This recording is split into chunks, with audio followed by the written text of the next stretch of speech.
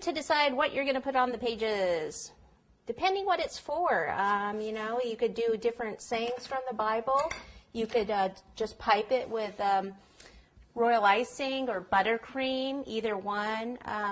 I like to kind of cheat and take the easy way out. So I like to take images and place them on there because that always looks nice. So what I do is I do the old Google search, and I came up with these different pictures here. So this one is just the Holy Bible, so that way I didn't have to write it on the other book. It's written on this one.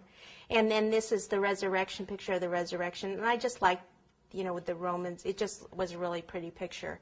So you can do that, or like I said, do write sayings on there, depending what this is for.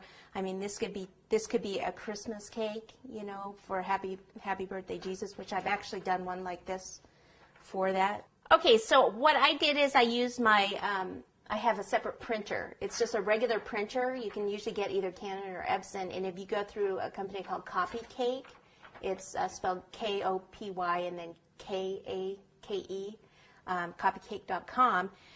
They have the ink cartridges that you can get and put them in the regular printer. They have ones for either Epson or Canon, so you have to look through there first. And then you can buy the sheets from them, the edible sheets, that come in the quarter size, or they come in half size too, but then you have to have a bigger printer, so I just have this size. First I thought I was going to do a larger cake, so if I was going to do a half sheet, then you would do full page images like this.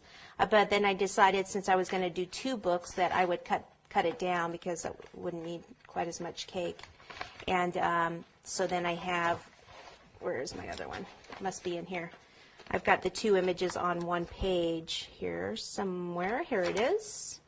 And what you want to do when you do these, if you do these ahead of time, you keep them in the sealed bag or they'll dry out and get too crispy. And you don't want that because then they'll just kind of crack when you go to put them on the cake. Now sometimes if it's really humid, then it's hard to get these off the paper. If that is the case, then what you can do is pop this in the freezer for a few seconds, and then it'll peel off the paper. Okay, so there's a couple little tips. So I just need to determine, I did pretty well on the sizes. I thought I would just go ahead and do it a little bit larger. That way if I needed to cut it down, I could, because I didn't have to have every single, you know, section on here. All right, then that one's pretty much done. And then down here, and then peel it off. So I'll put this one over here on this side. Okay, and it just sticks right to the buttercream.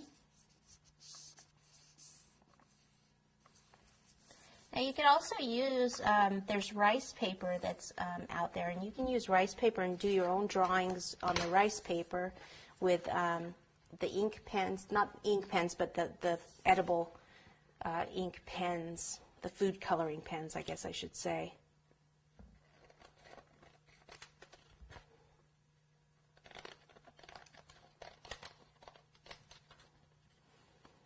See, it starts to get crispy, like right there. That was a little crispy. See how it kind of cracked there?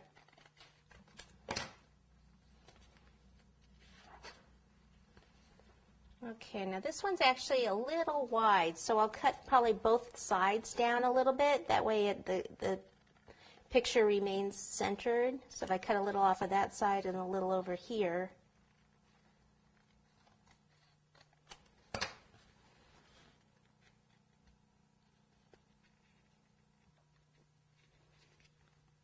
Okay, it's okay if I overlap those a little bit. Voila! There we go.